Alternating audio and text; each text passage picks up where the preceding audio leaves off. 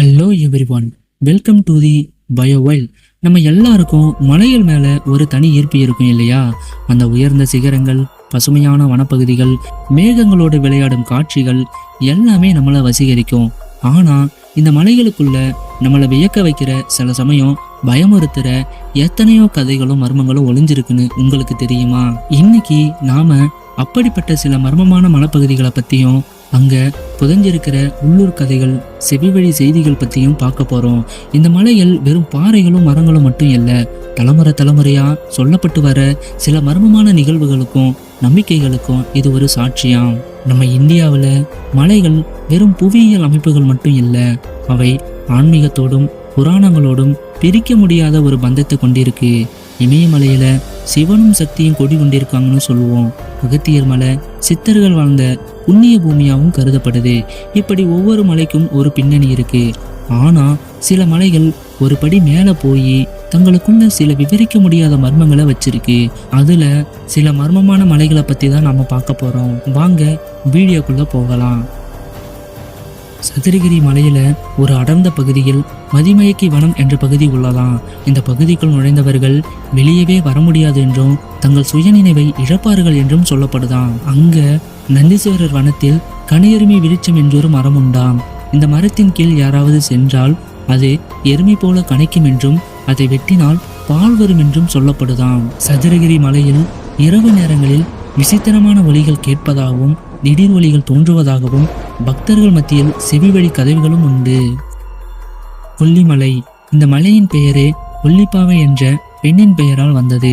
அவள் அழகால் மயக்கி மலையை விட்டு வெளியேற விடாமல் மக்களை கொன்றதாகவோ அல்லது மலையை பாதுகாத்ததாகவோ இருவேறு கதைகள் நிலவுகின்றன.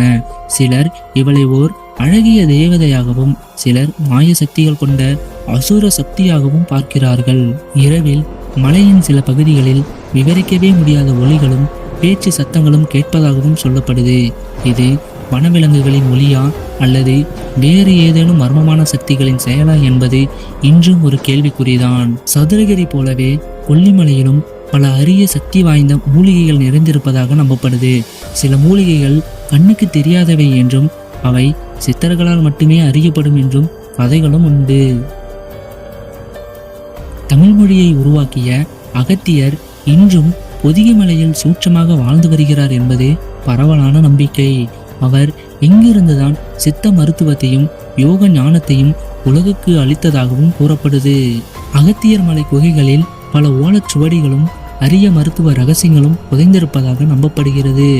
ஆனால் அவற்றை சாதாரண மனிதர்களால் அடைய முடியாது என்றும் சொல்லப்படுது. பெரும்பாலான நாட்களில் அடர்ந்த மேகமூட்டத்தால் சூழப்பட்டிருக்கும் பொதிகை மலை ஒரு மர்மமான தோற்றத்தை கொடுக்கும். சில சமயங்களில் மேகங்களுக்குள் விசித்திரமான உருவங்கள் தோன்றி மறையும் நிகழ்வுகளும் நடந்ததாகவும் சில கதைகளும் உண்டு. ஆனைமலையின் சில உட்பகுதிகளில் பழங்கால மனிதர்கள் வாழ்ந்த குகைகள் அல்லது மண்டபங்கள் இருப்பதாகவும், அங்கு இரவில் வினோதமான ஒலிகள் கேட்பதாகவும் உள்ளூர் மக்கள் கூறுகின்றனர். இவை பழங்குடியினரின் நம்பிக்கையோடு தொடர்புடையதாகவும் இருக்கலாம். ஆனைமலை என்ற பெயரே யானைகள் அதிகம் இருக்கும் இடம் என்பதை குறிக்கிறது. சில சமயங்களில் கட்டுக்கடங்காத யானைகள் கூட்டமாக தோன்றி மறைவது, அவற்றின் நடமாட்டம் பற்றிய விவரிக்க முடியாத அனுபவங்கள் போன்ற கதைகளும் உண்டு. ஆனைமலை புலிகள் காப்பகத்தில் பல அரிய உயிரினங்கள் வாழ்கின்றன.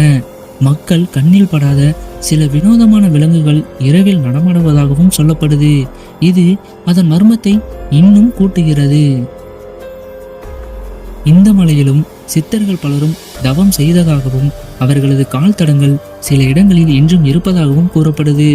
பௌர்ணமி நாட்களில் இங்கு வருகை தரும் சித்தர்களின் அரூப நடமாட்டம் உணரப்படுவதாக பக்தர்கள் நம்புகின்றனர். மலையின் உச்சிக்கு செல்லும் வழியில் சில இடங்களில் திடீரென பயங்கரமான காற்று வீசுவதாகவும், அது மலை ஏறுபவர்களை பின்னோக்கி இழுப்பதாகவும் கதைகளும் உண்டு. சில பக்தர்கள் பர்வதமலை உச்சியில் அல்லது குகைகளில் திடீரென தோன்றி மறையும் ஒளியை கண்டதாகவும் கூறுகின்றனர். இது சித்தர்களின் ஒளியாகவும் கருதப்படுகிறது. குற்றாலத்தில் உள்ள சித்திர சபை ஒரு அரிய ஓவிய கூடம். இது விஸ்வகர்மா என்பவரால் ஒரே இரவில் உருவாக்கப்பட்டதாகவும், இன்றும் இதன் சுவர்களில் உள்ள ஓவியங்கள் சில சமயங்களில் தங்கள் நிறத்தை மாற்றுவதாகவும் கதைகளும் உண்டு. குற்றால நீர்வீழ்ச்சிகளில் விழும் நீர் மலைப்பகுதிகளில் உள்ள பல மூலிகைகளை கடந்து வருவதால் அதற்கு மருத்துவ குணம் இருப்பதாகவும் நம்பப்படுகிறது. ஆனால் சில சமயங்களில் விவரிக்கவே முடியாத மயக்க மூலிகை வாடை வீசுவதாகவும் அது மனதை அமைதிப்படுத்துவதாகவும் சொல்லப்படுகிறது.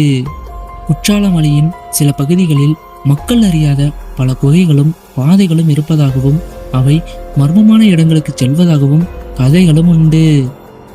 இந்த மர்மமான மலைகள் நம்மளோட இயற்கையின் ஒரு அங்கம். அவை தங்களுக்குள்ள எத்தனையோ ரகசியங்களை வச்சிருக்கு. சில சமயம் நாம் அறிவியலால் விளக்க முடியாத விஷயங்கள், நம் கற்பனைக்கும் அப்பாற்பட்ட விஷயங்கள் கூட இயற்கையில இருக்கலாம் தானே. இது போன்ற மர்மமான மலைகள் பத்தி உங்களுக்கு வேற ஏதாவது தெரிஞ்சா கமெண்ட்ஸ்ல சொல்லுங்க. இந்த வீடியோ உங்களுக்கு பிடிச்சிருந்தா லைக் பண்ணுங்க. மறக்காம பயோவேர்ல்ட் சேனலை சப்ஸ்கிரைப் பண்ணுங்க. அடுத்த வீடியோவில் வேறொரு இன்ட்ரெஸ்டிங் டாபிக்கோட உங்களை சந்திக்கிறேன். நன்றி. பாய் பாய்.